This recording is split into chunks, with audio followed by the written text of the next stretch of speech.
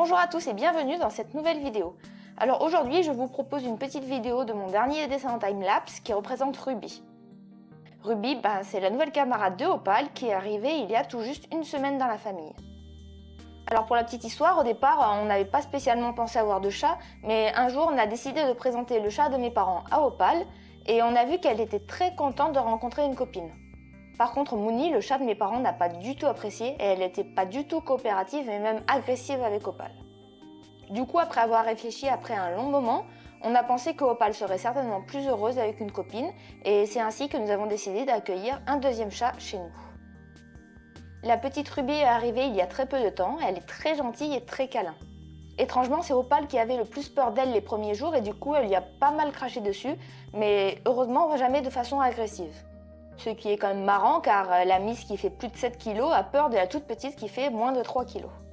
Mais heureusement ça n'a pas duré très longtemps et maintenant elles commencent à copiner et même à jouer ensemble. J'espère vraiment qu'un jour elles deviendront grandes copines et peut-être qu'elles dormiront l'une contre l'autre, mais en tout cas c'est pas pour tout de suite.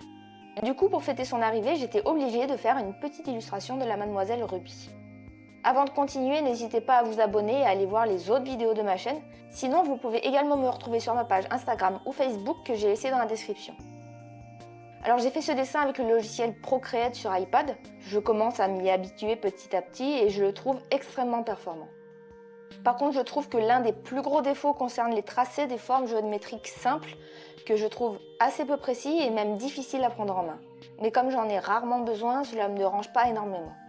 C'est la première fois que je dessinais un de mes chats avec ce logiciel, du coup j'avais un peu peur de ne pas trouver les pinceaux adéquats. Avec les autres logiciels que je maîtrise mieux, je sais à l'avance quel pinceau je vais utiliser parce que j'ai déjà mes habitudes. Mais là, je ne connais pas encore très bien la bibliothèque et j'ai encore un peu de mal à trouver les bons réglages. Il faut dire qu'il y a énormément de paramètres, ce qui est une très bonne chose en soi, mais du coup ça demande un petit temps d'adaptation. Pour ce dessin, je pensais que c'est la couleur du pelage qui me poserait le plus de problèmes, mais finalement ça n'a pas été le cas. Le plus compliqué a été plutôt de garder les bonnes proportions.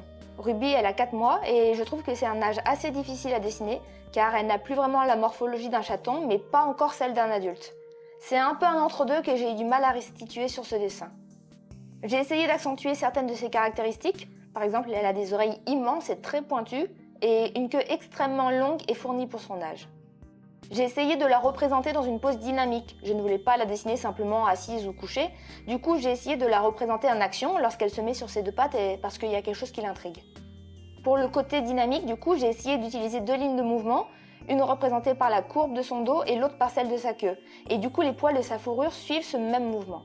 En ce qui concerne les couleurs, elle est très différente d'Opal, elle a de belles rayures sur le corps mais aussi sur les joues et sur le front qui la rendent vraiment reconnaissable.